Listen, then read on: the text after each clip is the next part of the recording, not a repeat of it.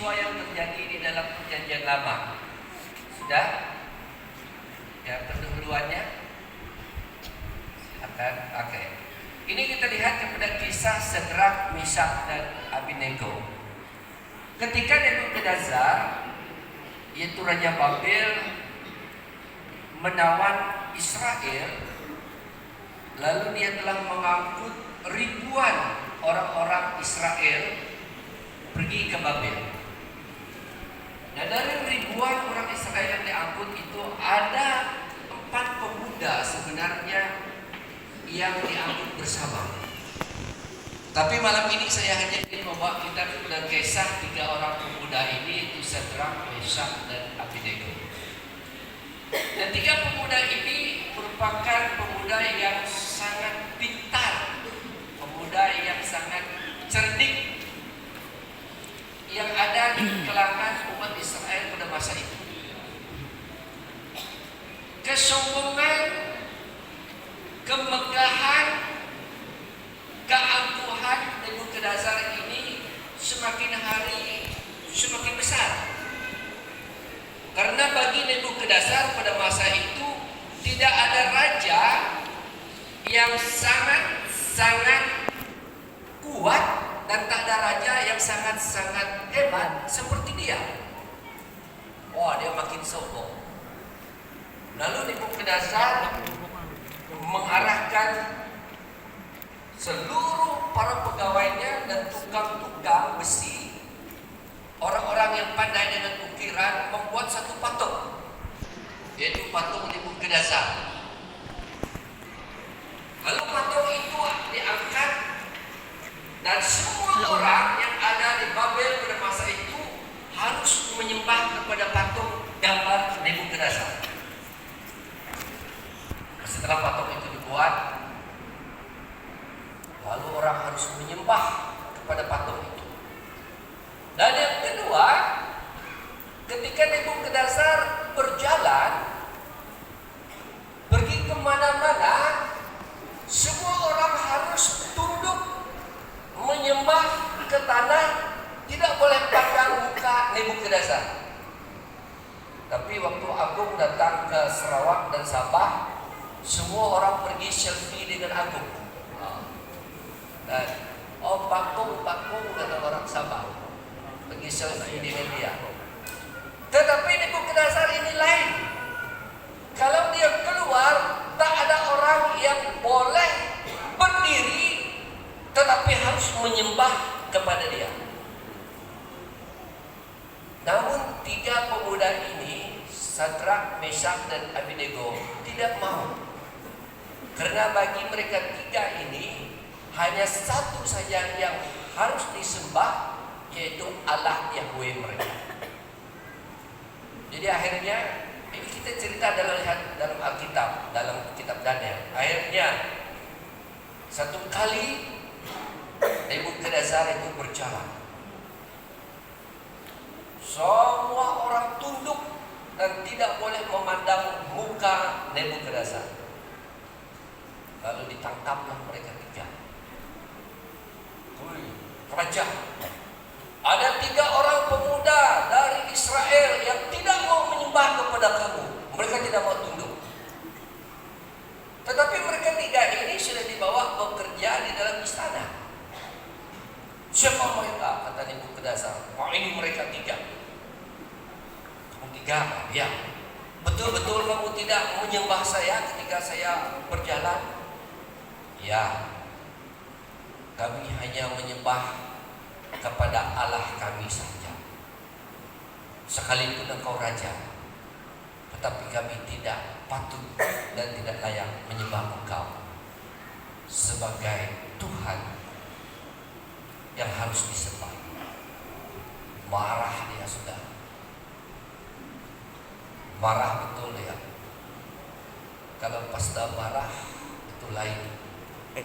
Tapi kalau raja marah lain lagi. Lalu dia katakan, tangkap mereka, buang dalam api. Tapi ada pegawai-pegawai di Nebukadnezar ini, mereka cakap, raja, kasih panas itu api lagi. supaya mereka kalau masuk dalam api terus hancur. Jadi penghulu robot ini saya tidak tahu teknologi apa yang mereka pakai untuk lebih panas itu api. Kalau sekarang ini ya mungkin mereka tambah arang, dia lagi tambah dengan kipas. Lalu api itu dipanas, kata Alkitab 7 kali panas, dipanaskan lagi. Kalau kita genggam bara api saja, wah sudah cukup panas. Ini 7 kali panas. Lalu ditangkap 3 orang ini, dibuang dalam api. Jadi waktu mereka di dalam api, wah Nebukadnezar pikir, baru kamu orang tahu siapa tidak suruh sembah saya. Oh manja, dia lepang tu, kuman bak lo, patik lo nana. Nebukadnezar sedang dia minum kopi. Adakah kopi masa itu? Hai, hai, kenapa mereka 4 orang? Oh mereka ini soraklah, haleluya, menari di dalam api, menari mereka 3. Hai, kenapa mereka 4 orang? Siapa seorang lagi? Nebukadnezar pun mulai buka mata dia. Woi padam api, padam api, di padam api, suruh mereka keluar. Mari sini lah, mari sini. Dia tengok, tidak ada yang melecur. Kenapa kamu 4 orang? Ada seorang lagi. Mana tahu kamu, mana tahu mata kamu juling kan?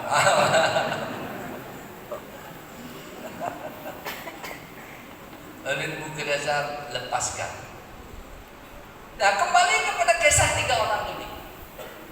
Kenapa 3 orang ini tidak mau menyembah kepada Nebukadnezar sebagai raja yang punya kuasa menghukum mereka? Sebab 3 orang ini telah dididik oleh ibu bapak mereka sejak kecil sampai mereka pemuda untuk betul-betul percaya taat hanya kepada Allah mereka. Ibu bapak penggerak visi dan misi Allah. Karena di dalam Israel sudah ditegaskan oleh Musa supaya ibu bapak itu mengajar anak sejak kecil berulang-ulang kali agar mereka percaya dan takut kepada Allah pencipta, Allah yang telah menyelamatkan mereka. Sedrak, Mesak dan Abednego telah dididik oleh ibu bapak mereka supaya mereka percaya jangan menyembah kepada Allah lain, kepada siapapun, hanya kepada Allah.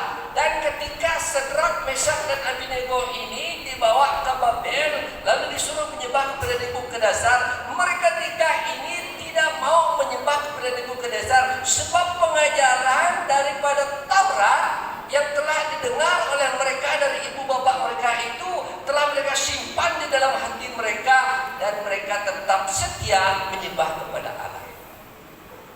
Ada seorang bapak bercakap kepada saya begini, "Pastor," kata dia,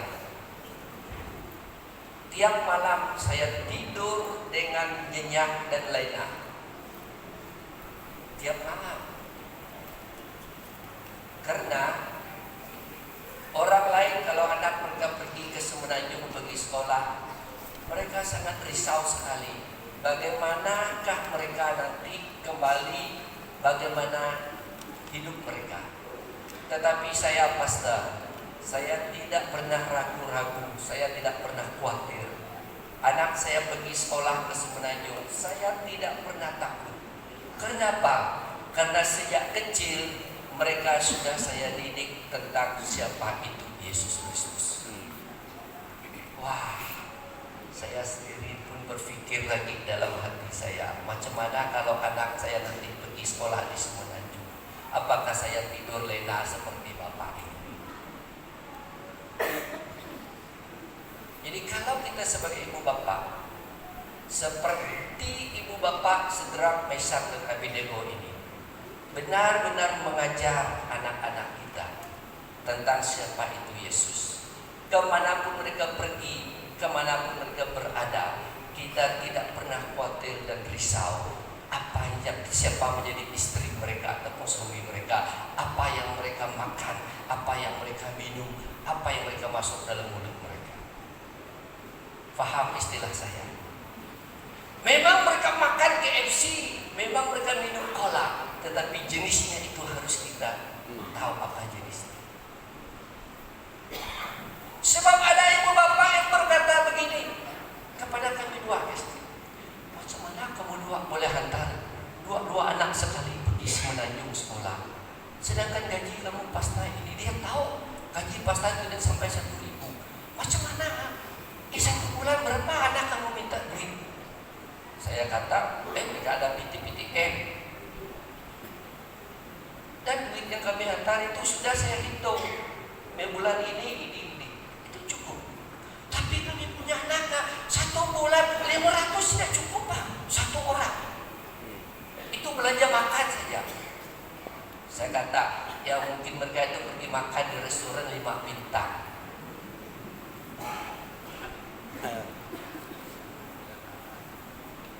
Jadi tanya sendiri.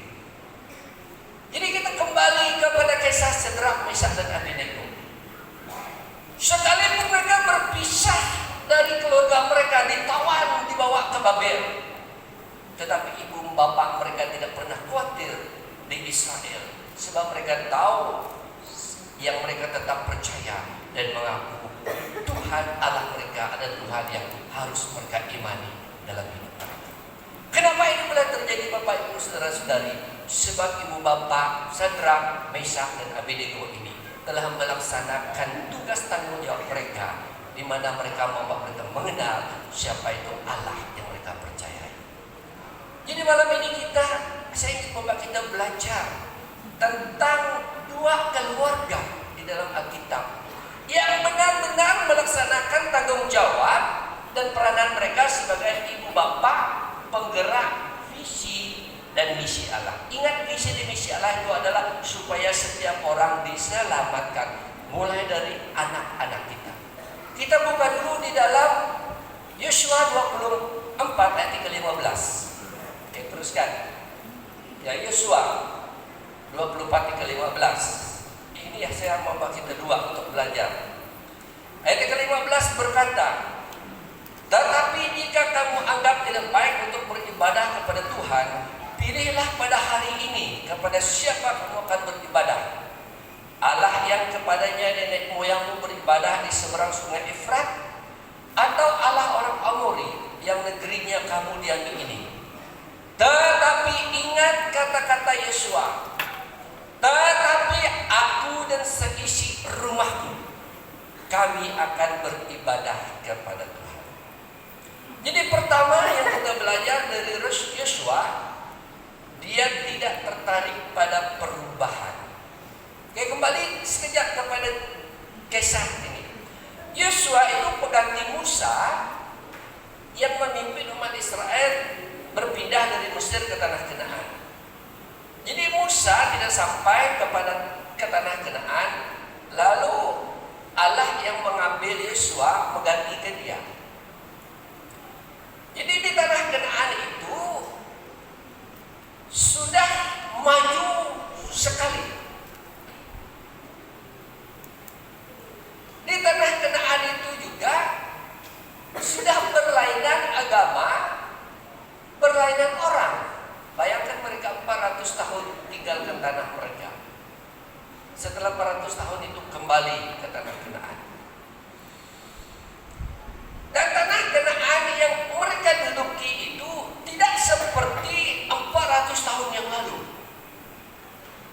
Sudah ada perubahan yang luar biasa. Dari mana kita tahu?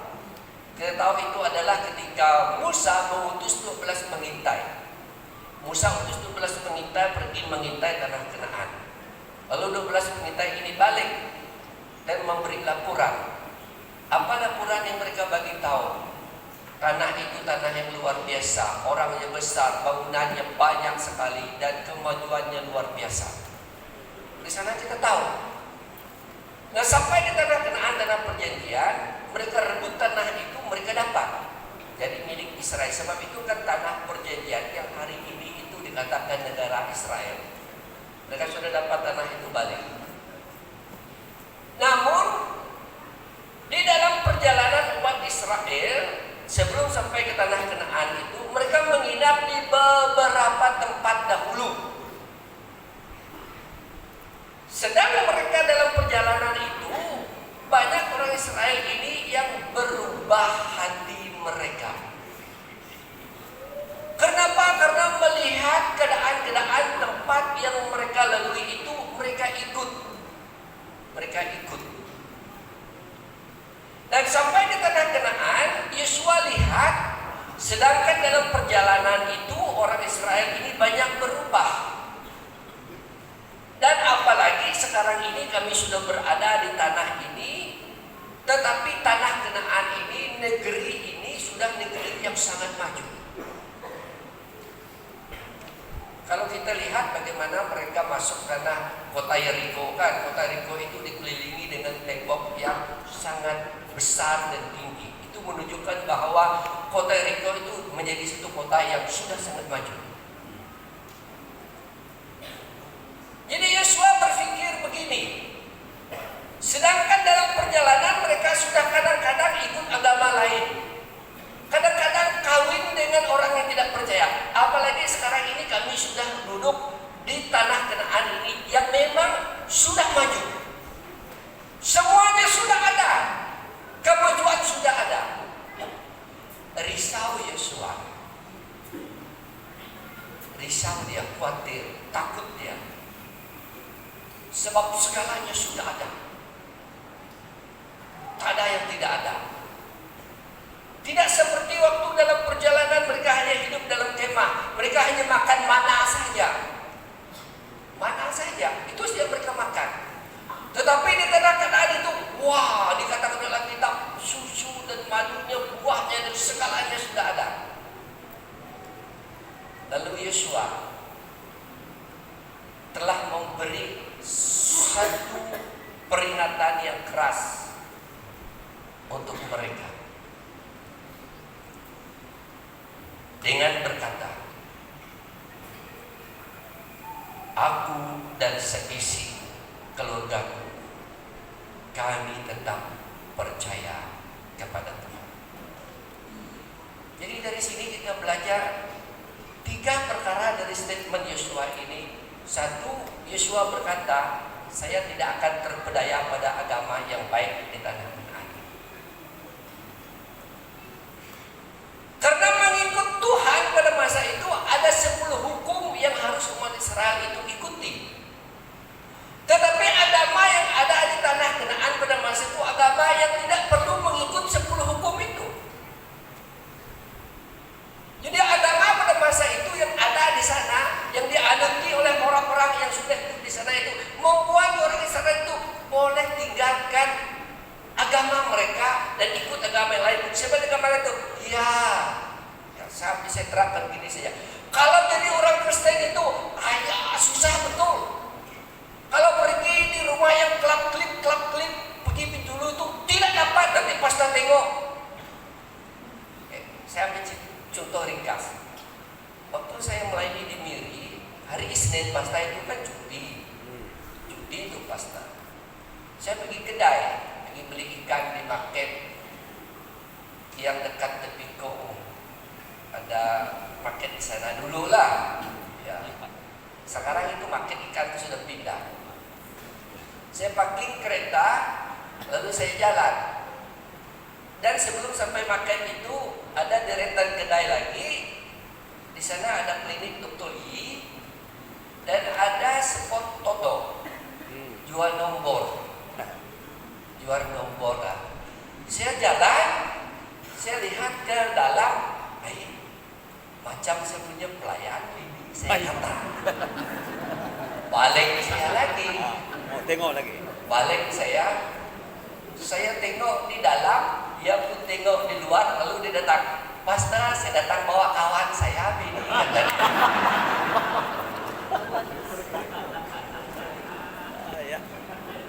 Kalau jadi orang Kristen itu tidak boleh beli yang itu, tetapi kalau ikut agama lain boleh saja. Nah, itu yang terjadi pada masa itu. Kalau kamu ikut Tuhan, kalau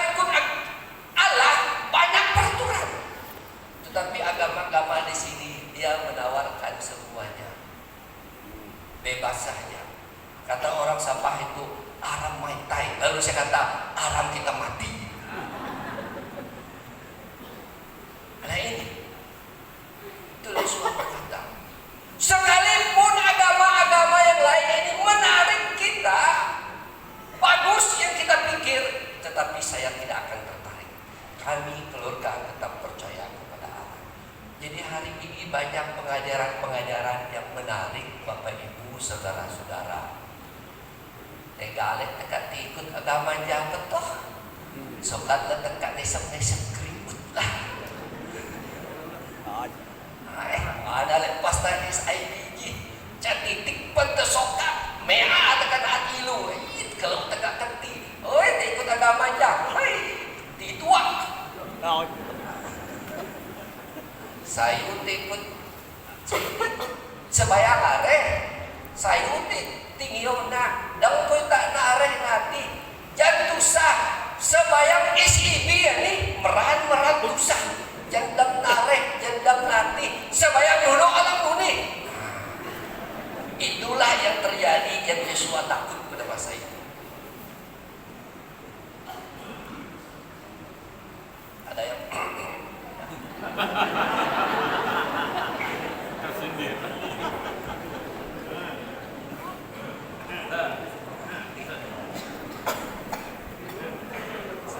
sampai sana sendirilah paham-paham. Sendirilah paham-paham. Di sekolah bawas, kalau pelajar datang yang baru, ini kembali kepada interview. Saya interview lagi. Kayak di sekolah ini buku peraturannya tebal. Dan kalau kamu melanggar peraturan ini dan kedapatan, kamu harus dikeluarkan. Tetapi kalau kamu tidak mau, banyak sekolah lain tempat kamu pergi. Sanggup? Sanggup. Mereka tanda tangan. Setelah tanda tangan, saya suruh mereka macam polis juga. Mereka berdiri angkat tangan. Saya berjanji. Nah, ini angkat tangan. Dan ada yang datang interview 1 minggu setelah itu, guru, sekolah ini sangat-sangat keras peraturannya. Saya cari sekolah yang tidak seperti peraturan ini. Silakan. Pergilah. Sebab banyak sekolah teologi, sekolah Injil yang saya pergi di Indonesia. Wah, banyak. Kita pikir itu istri mereka, rupanya bukan istri mereka. Siapa sebab itu soal agama. Banyak agama yang menawarkan kemewahan, kebaikan, kesenangan. Jangan kita tertarik. Lebih-lebih lagi anak-anak muda kita. Jadi peranan kita ibu bapak seperti Yosua. Yosua berkata, aku dan seisi keluarga kami tetap percaya kepada Tuhan. Yang kedua itu, setelah Yosua ini dia tidak malu mengaku Allah adalah Allah yang dia percayai. Yang ketiga itu, Allah adalah satu-satunya Tuhan yang benar. Yang kedua, kita belajar kepada orang yang kedua, yaitu Ayub 1 ayat yang kelima. Ini yang terakhir kita belajar. Ayat 1 ayat yang kelima berkata demikian.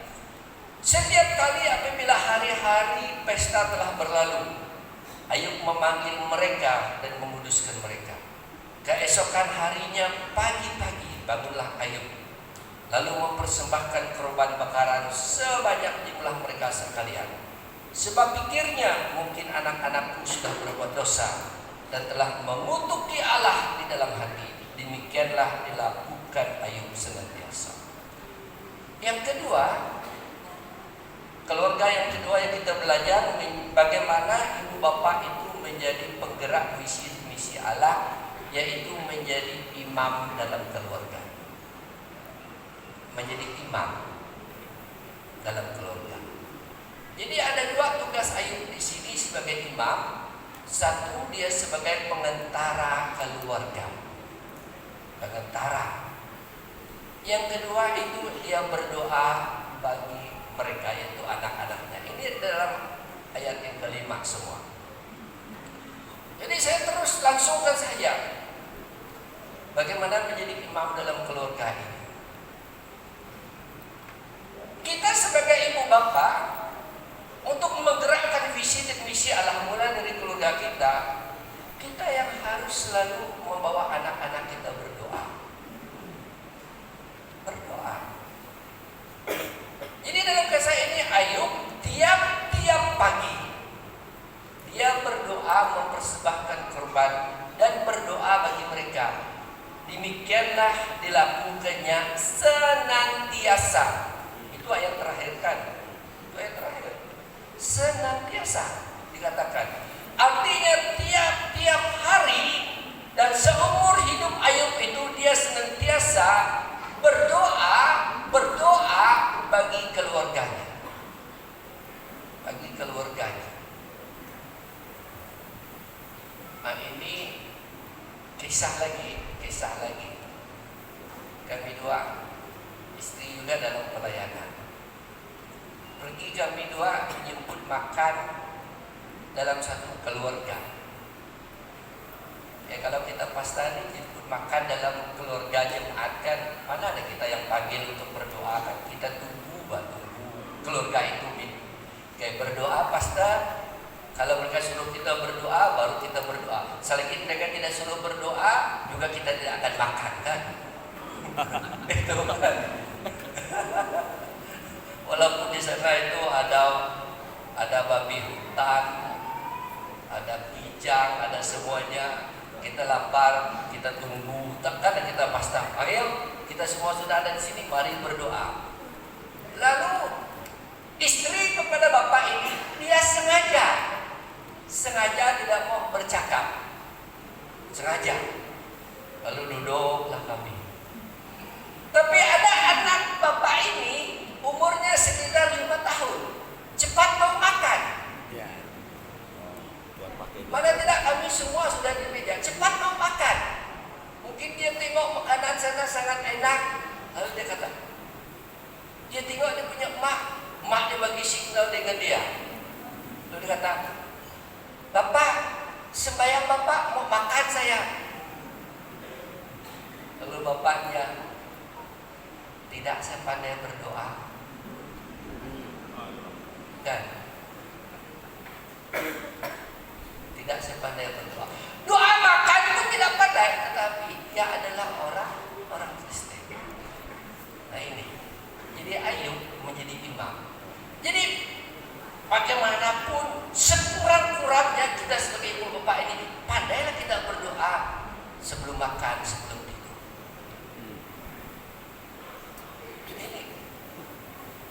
Jadi rupa-rupanya itu anak yang cakap itu adalah anak yang ketiga tuh, anak mereka yang ketiga.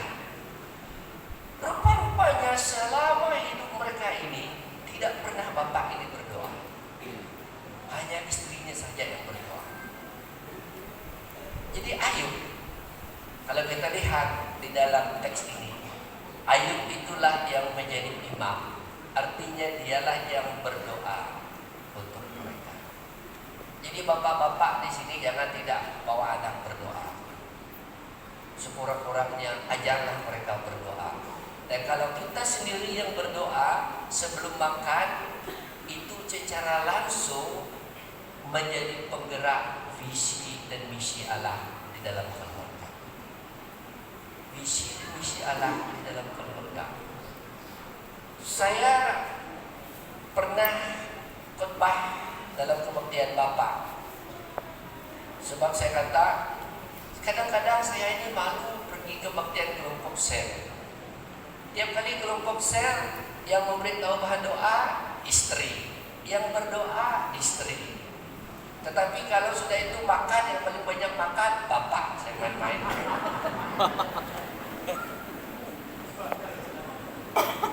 Jadi mulai malam ini saya kata, saya mau bapak-bapak lah yang menjadi imam. Beritahu bahan doa lah, yang berdoa lah, jangan suruh istri. Ibu-ibu jangan juga senang hati. Ini tanggung jawab bersama. Jadi Ayub menjadi imam di dalam keluarga, di mana dia menjadi pengetara dan berdoa bagi anak-anak. Dan kalau kita ibu bapak tidak dapat menjalankan tanggung jawab ini, saya percaya tema kita ini akan tinggal tema saja. Sekurang-kurangnya ajarlah mereka berdoa. Bawalah anak kita berdoa sebelum tidur. Bawalah mereka berdoa. Jadi saya ada peraturan untuk keluarga. Kalau kami mau jalan, siapa memandu dia berdoa dalam kereta. Nah, itu peraturan. Siapa driving, nah, kadang-kadang kalau saya suruh stick driving, atau drive, dia yang berdoa sebelum jalan, sebelum kami berjalan kemana-mana dalam kereta. Itu peraturan saya buat. Kalau tidak, mereka tidak akan pada berdoa. Jadi mulai ajar mereka. Jadi itu peraturan saya buat. Yang tak ada lesen pun kalau dia mau memandu, dia berdoa. Kalau di dalam kampus itu saja. Nah, ini peraturan yang saya buat. Jadi itulah tanggung jawab kita. Dan apabila kita melakukan itu, maka tema kita itu pasti akan dapat kita laksanakan. Sekali lagi, kalau kita tidak lakukan itu, saya katakan malam ini, tema kita ini akan tinggal tema. Saya tutup dengan satu kisah. Ini kisah yang lucu, silakan. Ini kisah seorang anak yang dikejar kerbau. Jadi ini saya dapat dilawas. Saya tanya, betul ke ini? Mereka cakap betul. Jadi anak ini waktu dia umur 5 tahun, dia telah diajar oleh ibu bapaknya berdoa sebelum makan. Dia kata, anak, kamu ini sudah mulai pergi tadika. Kalau di tadika, sebelum kamu makan, belanja yang kami bagi ataupun yang sekolah beri, kamu harus berdoa dulu anak. Ibu bapaknya ajar dia dengan doa yang sangat mudah. Terima kasih Tuhan atas makanan ini. Amin. Itu saja. Saya kedap Tuhan tekanan ini. Amin. Ketika tawai Tuhan, pun poman di amin. Jadi waktu anak ini berumur 6 tahun, satu kali dia pergi ikut bapak dan emaknya ke ladang kerbau. Mereka ada ladang kerbau. Ini maklumlah anak kecil kan, anak 6 tahun. Mereka tidak tahu bahaya. Lalu dia masuk ke dalam ladang, dalam itu kandang kerbau. Masuk dalam kandang itu. Dan rupa-rupanya ada satu kerbau, bapaknya ini terlepas ikatannya. Lalu kerbau ini mulai mengejar anak ini di dalam kandang kerbau itu. Lalu bapaknya lihat kerbau ini mengejar. Dia kata, matilah anak saya. Dia berlari mau pergi halang ini kerbau, tapi tangkap anaknya.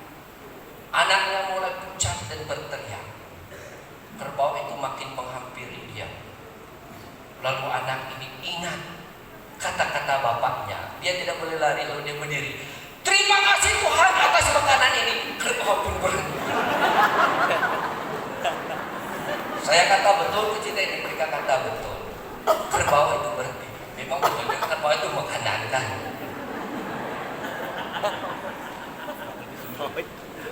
Jadi Bapak Ibu semua, Tuhan tidak pernah melihat isi doa kita, tapi Tuhan melihat hati kita ketika kita berdoa. Pandai pun kita mengucap kata-kata, tidak pandai punya, tidak sesuai pun tempatnya. Kalau kita sudah mengajar anak kita, Tuhan akan bekerja melalui doa yang sangat sederhana. Amin. Ini kisah yang saya betul-betul, saya kata lucu tetapi benar-benar mengajar kita ibu bapak. Bayangkan anak yang umur 6 tahun, itu saja yang pandai dia ucapkan. Dia kejar oleh kerbau, tidak boleh lari, bapaknya pun tidak boleh selamatkan dia. Lalu dia berhenti, dia berdoa, kerbau pun berhenti. Lalu kerbau itu tunduk dan bapaknya masuk ambil anak ini, bagi dengan istrinya di luar pagar, dia tangkap ini kerbau, lalu diikat balik. Jadi pertanyaan saya sangat ringkas, berapa banyak sudah doa yang kita ajar untuk anak-anak kita? Berapa banyak sudah? Jadi kalau belum, bapak-bapak, mulailah malam ini mengajar doa untuk anak-anak kita. Dan dari doa itu, dan mulailah bahwa mereka sudah membaca Alkitab, maka visi Allah itu dapat tercapai di dalam keluarga. Mari kita berdoa. Terima kasih Tuhan untuk firman-Mu yang mengajar kami, supaya kami sebagai ibu bapa sungguh-sungguh menjadi penggerak visi dan misi Allah. Mulai sekali lagi Tuhan dari keluarga kami, agar dari ini Tuhan ada keselamatan kekal mulai dari keluarga, dan dari itu kami boleh menyebarkan Injil-Mu kepada orang-orang yang belum lagi mengenal Engkau. Berkati firman-Mu menjadi berkat buat kami. Dalam nama Yesus kami berdoa. Amin. Saya ingin buka pentas kita dengan nyanyi. Saya tidak mau sendiri, saya minta istri saya juga bersama. Kalau saya nyanyi sendiri, saya tidak pandai. Pada satu mic.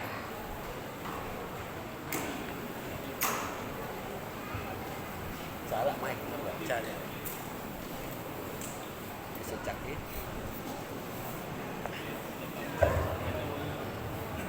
Tes. Saya suara rock saya. Tiba-tiba kena batuk semasa pergi di sini. Puji Tuhan, walaupun suara rock, saya juga mau terlibat. Tes. Aduh, besar. Boleh kecilkan sedikit. Kenyanyian ini adalah damai. Ya silakan. Kalau tidak keluar tidak jadi.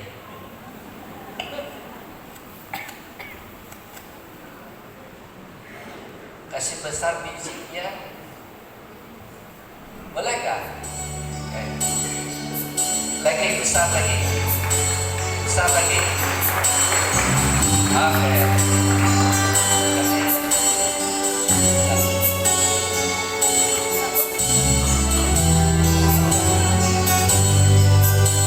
Damai bersama.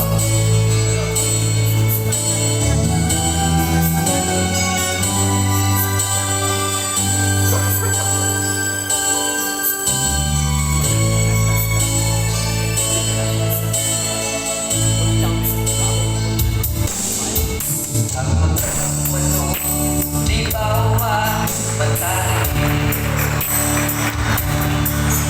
di antara megahnya alam ini,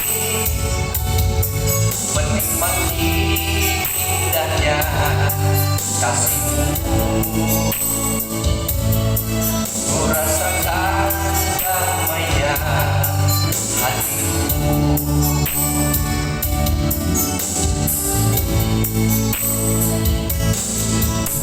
Yang bagai air yang mengalir, basahi panas terik hatiku, terakhir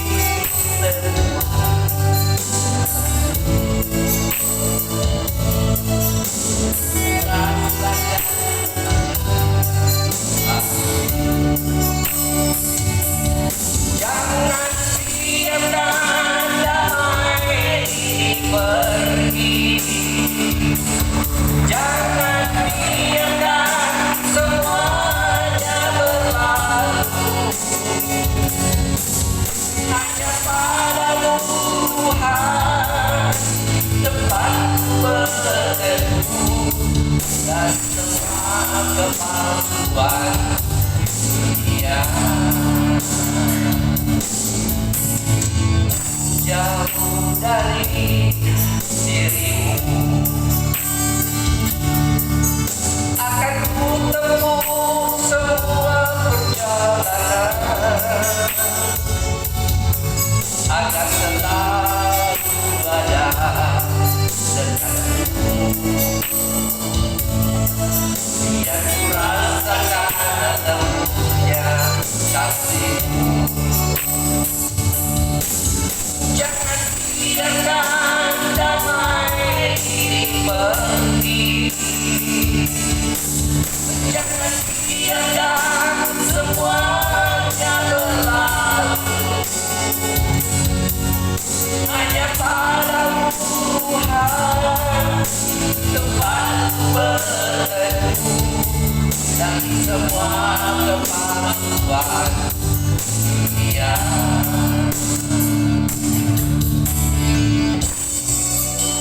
Kadang-kadang kita mencari damai ketika kita di dalam kesusahan dan tantangan luar dari Tuhan.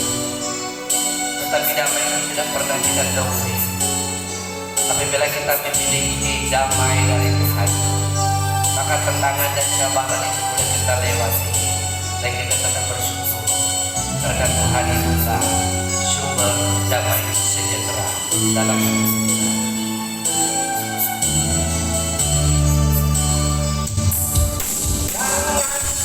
Jangan damai ini pergi. Jangan biarkan semuanya berlalu. Hanya padamu Tuhan tempat berteduh dari semua kepalsuan dunia. Bila jauh dari dirimu akan ku tempuh semua perjalanan hanya padamu Tuhan tempat berteduh dari semua kepalsuan dunia. Dari semua kepalsuan dunia. Dari semua kepalsuan